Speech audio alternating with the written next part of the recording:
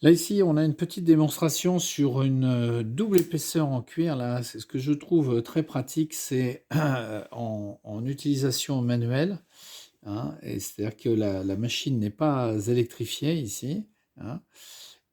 On a, bon là c'est un pied ici, on a la possibilité vraiment d'être très précis au niveau de la couture. Par exemple, là dans le cas précis, je veux, si je veux mettre là, ici,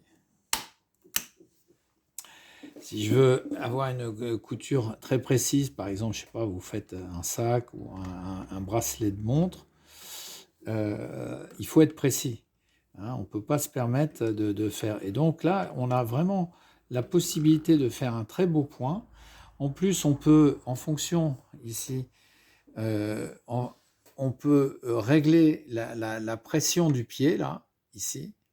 Donc, si vous avez trop là j'ai un pied téflon, et si vous avez trop de pression sur le pied et que le cuir ne circule pas suffisamment, vous pouvez dévisser un petit peu, enlever un petit peu de pression, et ça vous permet d'avoir un travail qui est confortable, puisque vous voyez bien, juste à la main, ça s'enfonce, et on est capable avec la manivelle, finalement, de faire un travail qui, là, on voit bien, ça va tout seul, hein.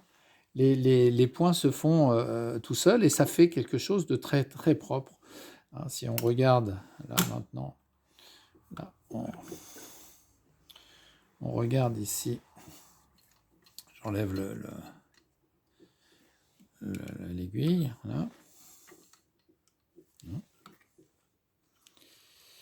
On est capable ici d'avoir, ici on le voit bien là, un travail très précis sur un coin par exemple, si on veut quelque chose de parallèle, etc.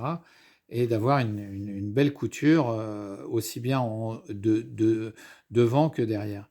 À noter que là, j'ai ici mis deux fils différents, de couleurs différentes, exprès pour voir un petit peu les problèmes de tension. Mais évidemment, pour des questions esthétiques, il vaut mieux mettre deux fils identiques. Voilà.